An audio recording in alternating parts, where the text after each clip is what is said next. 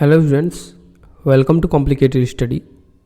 आज हम देखने वाले हैं बीए फर्स्ट ईयर सोशलॉजी यानी कि समाजशास्त्र का जो इम्पोर्टेंट क्वेश्चन आंसर का हम लोग सीरीज़ लेके चल रहे हैं, उसका दूसरा प्रश्न देखेंगे। यहाँ पे प्रश्न 7 लिखा हुआ है, आप देख रहे हैं।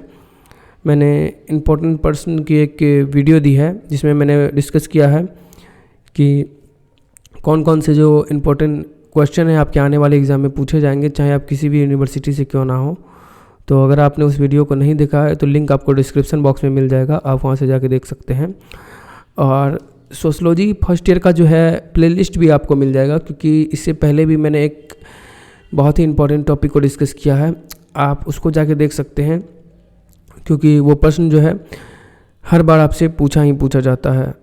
तो अगर आप अच्छा मार्क्स लाना चाहते हैं तो प्लेलिस्ट को जो है एक बार ज़रूर चेक करें। तो आज जिस हम टॉपिक पे डिस्कस करेंगे वो है समाज। समाज से आप क्या समझते हैं, यह प्रश्न इस तरह से पूछा जाता है। और इसमें ये भी पूछा जाता है कि समाज की जो प्रमुख विशेषताएं हैं उनकी विवेचना कीजिए। और इसी प्रश्न को आप देखेंगे अथवा में आपसे पूछा गया है कि समाज से आपका क्या तात्पर्य है। तो दोनों का कहने का मतलब एक ही है कि इसमें ये पूछा कि समाज से आप क्या समझते हैं, और यहाँ पर पूछा है समाज से आपका क्या तात्पर्य है। तात्पर्य है ये शब्द यहाँ पे समझते हैं, और ये शब्द यहाँ पे थोड़ा सा उल्ट फेर हुआ है। बाकी बात दोनों शब्द का अगर हम मीनिंग देखें तो सेम ही है। उसके बाद यहाँ पूछा गया कि समाज की प्रधान विशेषताएं की विवेचना कीजिए, और यहाँ प्रमुख और ये प्रधान पूछा गया है। तो दोनों जो है प्रश्न बिल्कुल एक ही है, और इस तरह से ही घुमा फिरा के आपसे प्रश्न इस टॉपिक से पूछा जाएगा। टॉपिक का नाम है समाज, और चलिए हम स्टार्ट करते हैं और देखते हैं। समाज, समाजशास्त्र केंद्रीय महत्व का शब्द है। इसे समझे बिना समाजशास्त्र को समझना कठिन है, क्योंकि मैंने आपको इससे पहले वाले वीडियो में ही बताया था जिसमें हम समाजशास्त्र का अर्थ और परिभाषा डिस्कस कर रहे थे।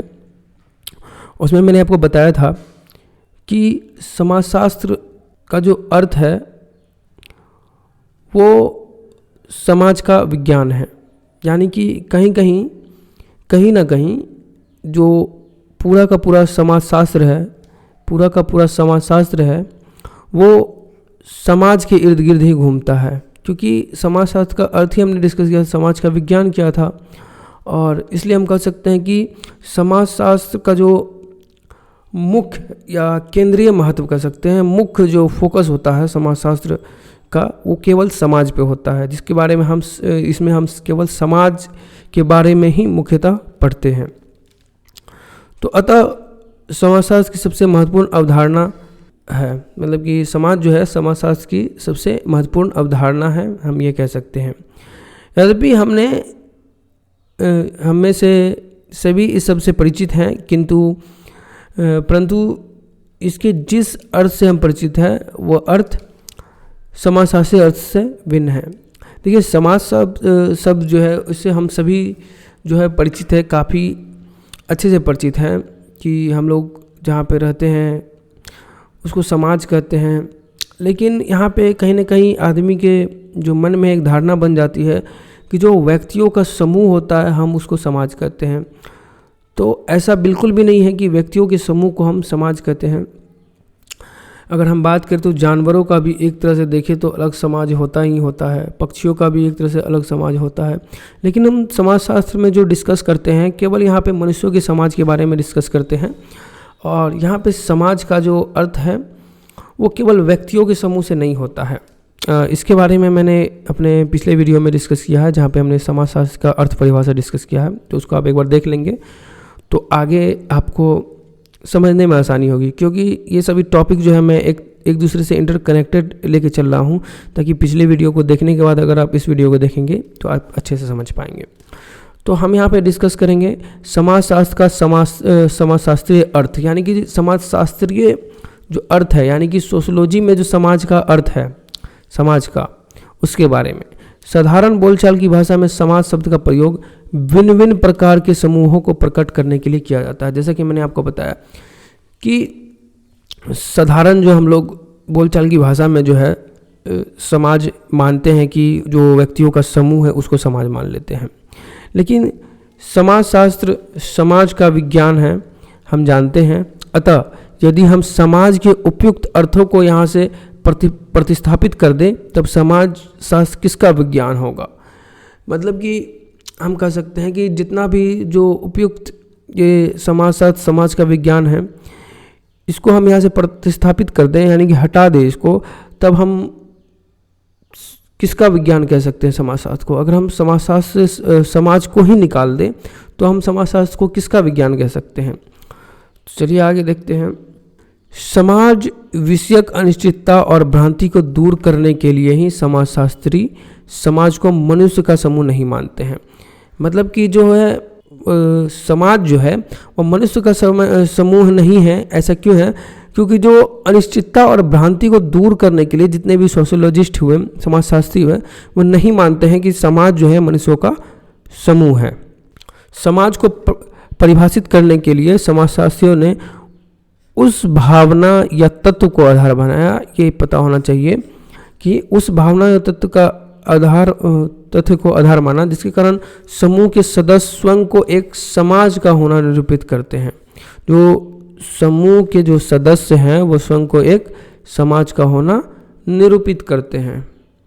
उसके बाद हम देखते हैं कि समाज की क्या परिभाषाएं हैं जो विभिन्न समाजशास्त्रियों द्वारा दिया गया है। तो विभिन्न जो समाजशास्त्री हैं वो अपने अपने अनुसार समाजशास्त्र का परिभाषा उन्होंने दिया है, जिसमें से कुछ जो प्रमुख परिभाषा है वो हम यहाँ पर डिस्कस करेंगे। वैसे तो बहुत से समाजशास्त्रियों ने इसको परिभाषित किया है, लेकिन हम यहाँ कुछ प्रमुख जो है 5 उनको डिस्कस करने वाले हैं, जिनमें से पहला नाम आता है गिंडिस का। गिंडिस का जो परिभाषा है वह कहते हैं कि समाज स्वयं एक संघ है। मतलब समाज खुद में ही एक संघ है, एक संगठन है, औपचारिक संबंधों का एक योग है जिसमें सहयोगी व्यक्ति परस्पर आबद्ध है। मतलब कि समाज जो है स्वयं में ही एक संघ है या संगठन है, या फिर औपचारिक संबंधों का एक, मतलब कि एक औपचारिक संबंधों का योग है जिसमें कि संबंध ना होते हुए भी एक औपचारिक तौर पर एक संबंध है और उसका एक योग है, जिसमें जो सहयोगी व्यक्ति हैं जो एक दूसरे के सहयोग करते रहते हैं वो परस्पर किसी न किसी तरह से एक दूसरे से आबंध में जुड़े होते हैं। उसके बाद देखते हैं गिन्सबर्ग आते हैं। वो कहते हैं कि समाज मानवीय संबंधों का संपूर्ण जाल है। मतलब कि जो समाज है, जो मानव का संबंध है, उसका एक संपूर्ण जाल है। उसके बाद आते हैं कुले महोदय। ये क्या कहते हैं कि समाज स्वरूपों या प्रतिक्रियाओं का जटिल ढांचा है जो एक दूसरे की अंत क्रियाओं के कारण जीवित है तथा वृद्धि करता है। संपूर्ण व्यवस्था इस प्रकार संगठित है कि एक भाग पड़ने वाला प्रभाव अन्य भागों को भी प्रभावित करता है। मतलब कि संपूर्ण जो व्यवस्था है समाज का वो ऐसे संगठित किया गया है कि अगर एक भाव पर, एक जो भाग है उस पर पड़ता है प्रभाव तो अन्य भाग पर भी, तो उसके दूसरे भाग है उस पर भी प्रभाव पड़ता है।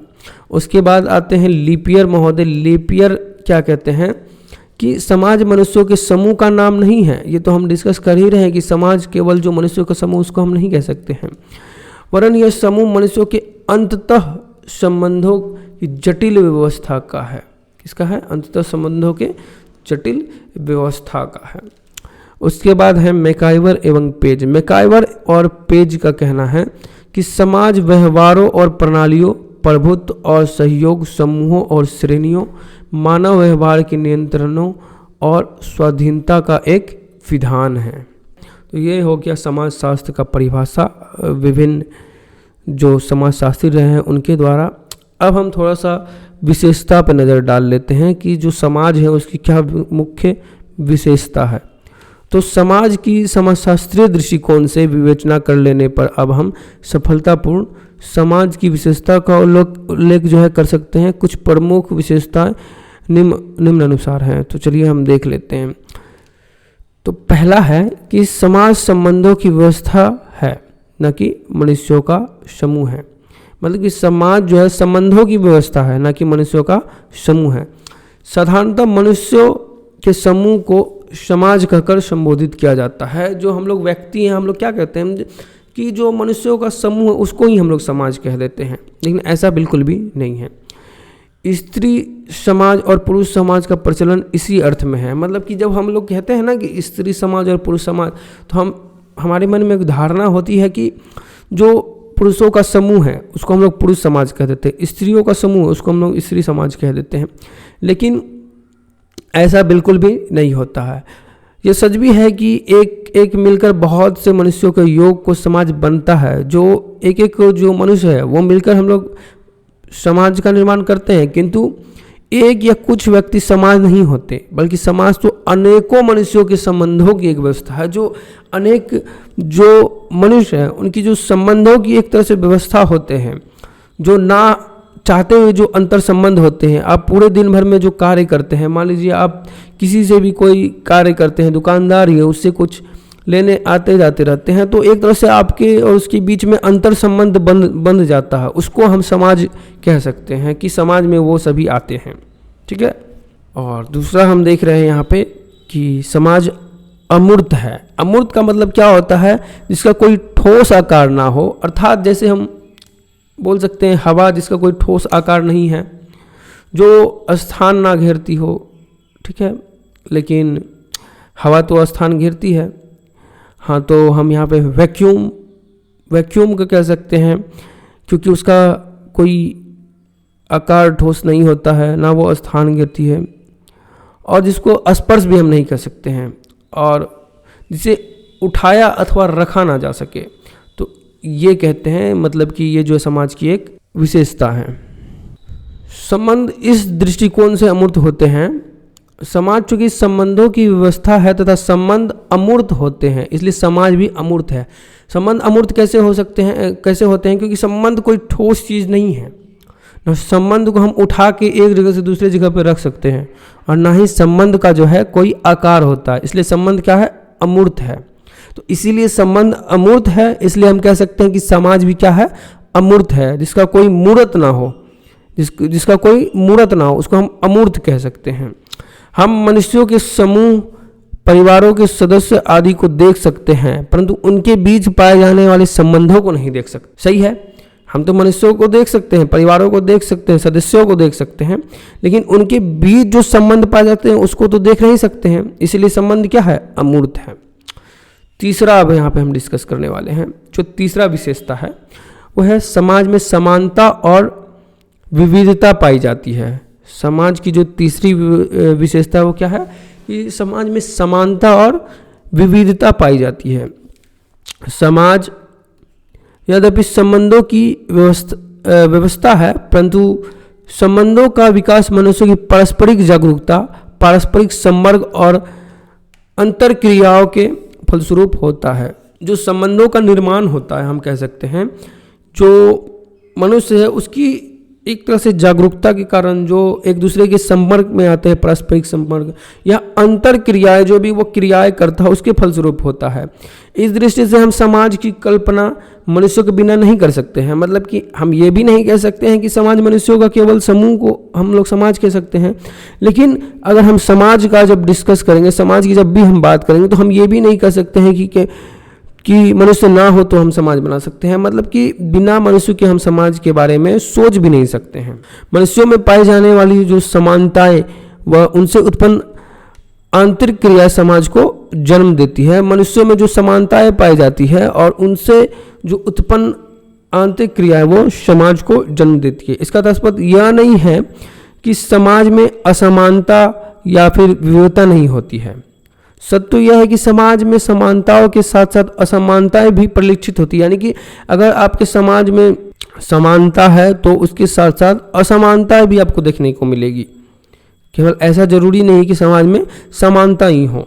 ठीक है, अब हम चौथा जो विशेषता है उसको डिस्कस करते हैं कि समाज में सहयोग और संघर्ष पाया जाता है। समाज में क्या पाया जाता है? सहयोग। आपने देखा होगा कि व्यक्ति एक दूसरे का बहुत जगह पे सहयोग भी करते हैं और एक तरह से हम कह सकते हैं कि संघर्ष भी करते हैं एक दूसरे के विरुद्ध।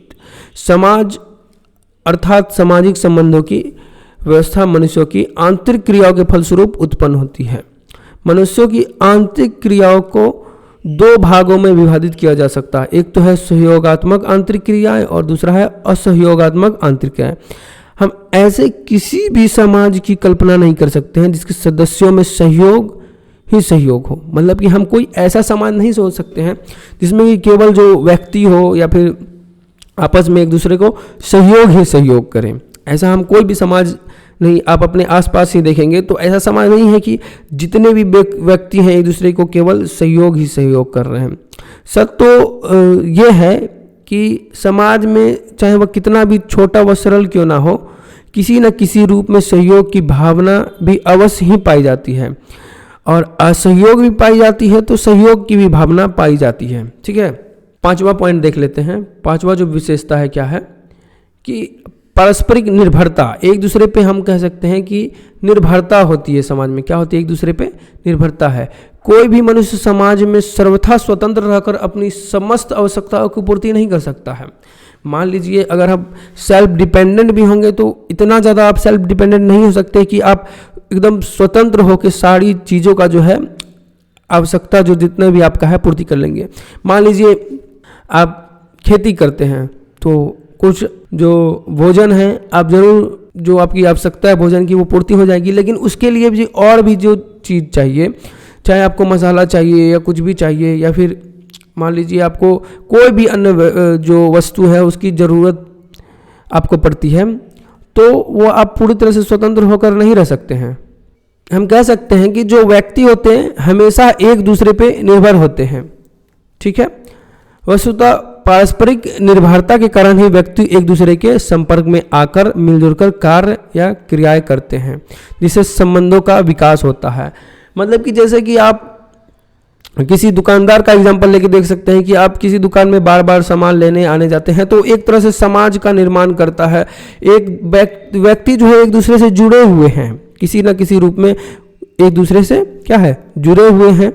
आप अपने आसपास के समाज में एक दूसरे से जुड़े हुए हैं। इस पर समाज में मनुष्यों के बीच अन्योन्याश्रित प्रवृत्ति पाई जाती है, जो अन्योन्याश्रित जो प्रवृत्ति पाई जाती है। छठा अगर हम पॉइंट डिस्कस करें तो समाज एक जटिल व्यवस्था है। समाज क्या है? एक जटिल व्यवस्था है।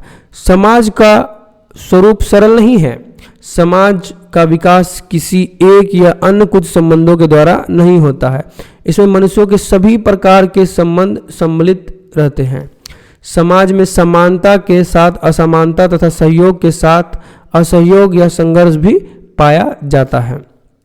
समाज में हमने पहले भी डिस्कस किया कि समानता पाई जाती है तो असमानता भी पाई जाती है। सहयोग अगर कोई व्यक्ति किसी का करता है तो असहयोग भी पाया जाता है।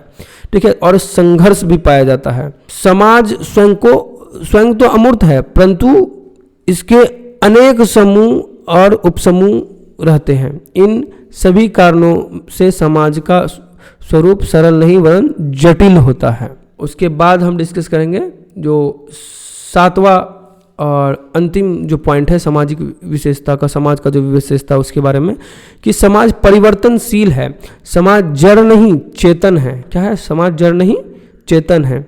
भौगोलिक दशाएं, जनसंख्यात्मक कारक, प्रौद्योगिकी कारक, आर्थिक कारक, सांस्कृतिक कारक आदि परिवर्तनों के कारण कोई भी समाज सदैव एक जैसी दशा में नहीं रहकर परिवर्तित होते रहता है। तो हो सकता है कि समाज में कभी जनसंख्या कम हो तो कभी समाज की जनसंख्या ज़्यादा हो सकती है। समाज की जो भौगोलिक दिशा है वो भी बदल सकती है। समाज में जो आर्थिक कारक हैं, कुछ लोग अमीर, कुछ लोग गरीब व्यक्ति अमीर हो सकते हैं, कुछ जो इस तरह के कारक होते हैं। सांस्कृतिक कारक, समाज में सांस्कृतिक भी जो है वो भी परिवर्तन होते रहती है। संस्कृति जो है वहाँ की परिवर्तन होते रहती है धीरे धीरे करते करते। तो समाज हम कह सकते हैं हमेशा एक तरह नहीं रहता है और समाज परिवर्तनशील होता है। तो ये 7 जो मुख्य विशेषता था। तो आपको क्या लगता है इसमें अगर कुछ छूट गया तो आप मुझे कमेंट करके ज़रूर बताएं, क्योंकि आप जब कमेंट करके बताएंगे तभी मैं अपनी गलती को ठीक से सुधार पाऊंगा। वीडियो अच्छी लगी तो लाइक और कमेंट जरूर करें। मिलते हैं अगली वीडियो में, तब तक के लिए बहुत बहुत धन्यवाद।